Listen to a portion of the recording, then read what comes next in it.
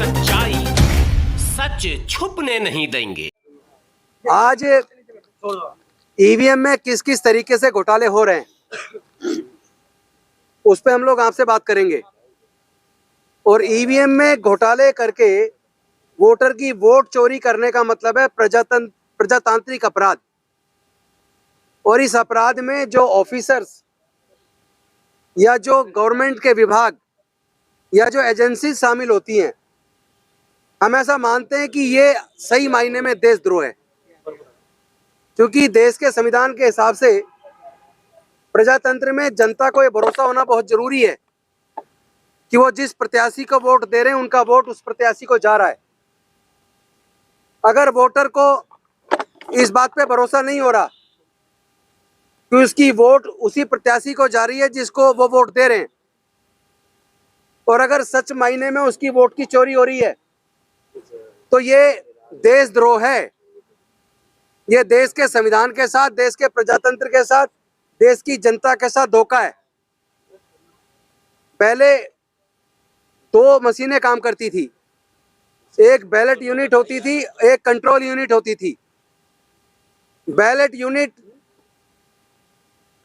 चुनाव से पहले जब नॉमिनेशन फाइल हो जाते हैं और कौन सी मशीन किस विधानसभा में जाएगी, उससे पहले इलेक्शन ऑफिस से जुड़े हुए जो अधिकारी होते हैं उनके और इंजीनियर्स के बीच में बात होती थी, और उस बैलेट यूनिट के ऊपर जो जो प्रत्याशी वहां चुनाव लड़े उनकी चिट चिपकाई जाती थी। लेकिन बैलेट यूनिट में नंबर होते थे, बैलेट यूनिट में नाम नहीं होता था किस प्रत्याशी का वोट डाल रहे हो, बल्कि नाम होता था, उसकी चिट चिपकी होती थी। और बैलेट यूनिट जो नंबर पे दबाया जाता था वो सूचना देती थी काउंट करने की बात की। लेकिन इसमें जो असली खेल हुआ है, क्यों वीवीपैट पे भरोसा नहीं किया जा सकता, उसका कारण है जब पहले चुनाव हुआ था 2014 में, उस वक्त चुनाव के टाइम पर जो बैलेट मशीन होती थी, बैलेट यूनिट होती थी, वो कनेक्ट होती थी सीधी कंट्रोल यूनिट से। उसने बटन दबाया, उसने मैसेज कंट्रोल यूनिट को दिया, और कंट्रोल यूनिट मैसेज देती थी उसको वीवीपैट को, और उसके बाद वो पर्ची दिखती थी, छपती थी, और वो नीचे गिर जाती थी। लेकिन गिनती पूरी नहीं हुई, और 2019 के चुनाव में क्या किया, पूरा खेल हो गया, वीवीपैट के साथ ही खेल हो गया।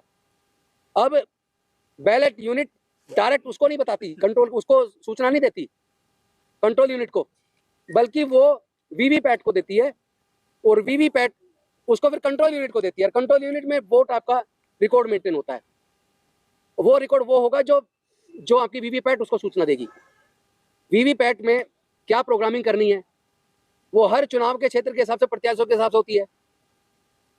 वहाँ जो लोग उसमें शामिल हैं, जो इंजीनियर शामिल हैं, पहले जैसे आप जानते हैं ECIL और EL BEL, ये डिपार्टमेंट जो शामिल थे, उनके साथ जो इंजीनियर शामिल है, जो बाहर की यूनिट भी शामिल है, क्योंकि वीवीपैट को कंप्यूटर से कनेक्ट करके उसमें प्रोग्रामिंग की जाती है। तो अगर उसमें प्रोग्रामिंग इस तरह की है कि आपने वोट दिया, उसमें दिखाया, लेकिन वहाँ काउंटिंग में कुछ और दिखाना है, अगर वो वीवीपैट के द्वारा सूचना उसको दी जा रही है क्या उसमें काउंटिंग दिखानी है, कितनी वोट किसको प्रत्याशी को जा रही है, तो सारा खेल वीवीपैट का है। यानी जो सूचना पहले बैलेट यूनिट कंट्रोल यूनिट को डायरेक्ट देती थी, अब 2019 के चुनाव से वो कंट्रोल यूनिट को देने की बजाय वीवीपैट को दे रही है, और वीवीपैट उसके बाद उसको कंट्रोल यूनिट को दे रही है। तो पूरा का पूरा खेल वोट का चोरी का है।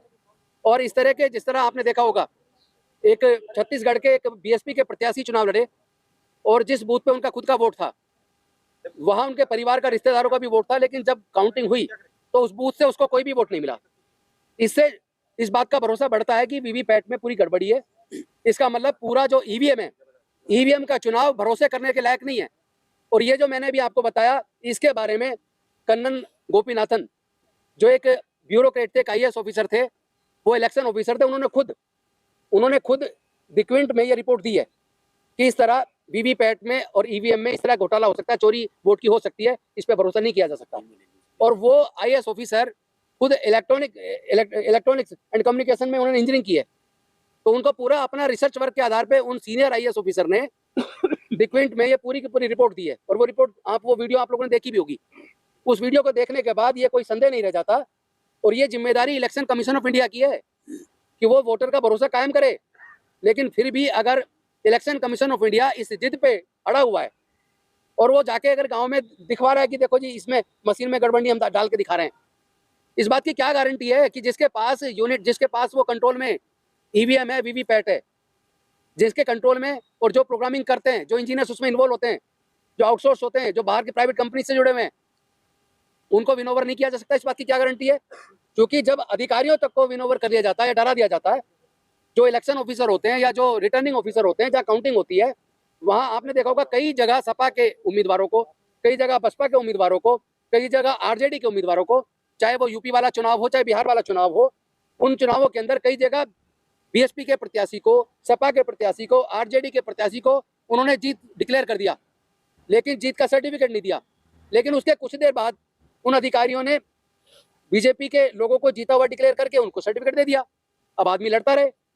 और कितनी सारी कंप्लेंट्स उन्होंने इलेक्शन कमीशन ऑफ इंडिया में डाली हैं। अगर सपोज करो जिसको धोखे से हरा दिया, उसने इलेक्शन कमीशन ऑफ इंडिया में दोबारा गिनती की बात की और इलेक्शन कमीशन ऑफ इंडिया उसको रिजेक्ट कर देता, तो उसके बाद वो कोर्ट जाए, कोर्ट में लड़ता रहे, तारीख पे तारीख, 5 साल निकल गई। इस वजह से वो लोग फिर कोर्ट में भी नहीं लड़ पाते। और चूंकि इलेक्शन कमीशन ऑफ इंडिया भी टाइमली डिस्पोज ऑफ नहीं करता है, उनकी टाइमली हियरिंग करके कभी भी आप देखोगे रिकाउंटिंग तो कभी होती हमने देखी नहीं है। तो इस तरह जब इस तरह आमादा है, अगर कोई सरकारी तंत्र किसी पॉलिटिकल पार्टी या सत्ता के साथ मिलके अगर बेईमानी करना चाहे तो उस बेईमानी को कोई रोक पाना एकदम असंभव बात है। इसलिए ईवीएम पे हमें बिल्कुल भरोसा नहीं है। हम किसी भी सूरत में ईवीएम से चुनाव के पक्ष में नहीं है और इसके लिए जो जन आंदोलन बना है वो बहुत मजबूत होता जा रहा है पूरे देश के अंदर और आने वाले समय में बड़े बड़े खुलासे होंगे।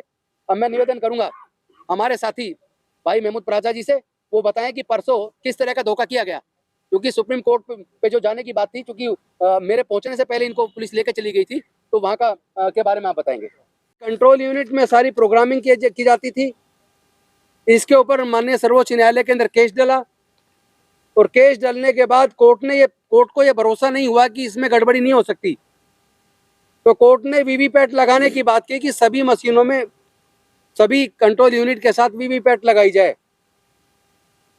उसके बाद वीवीपैट लगी, लेकिन साथ ही इस बात पे भी कोर्ट ने फैसला किया कि वीवीपैट की भी काउंटिंग कराई जाए, लेकिन इलेक्शन कमीशन ने उस बात को नहीं माना और फिर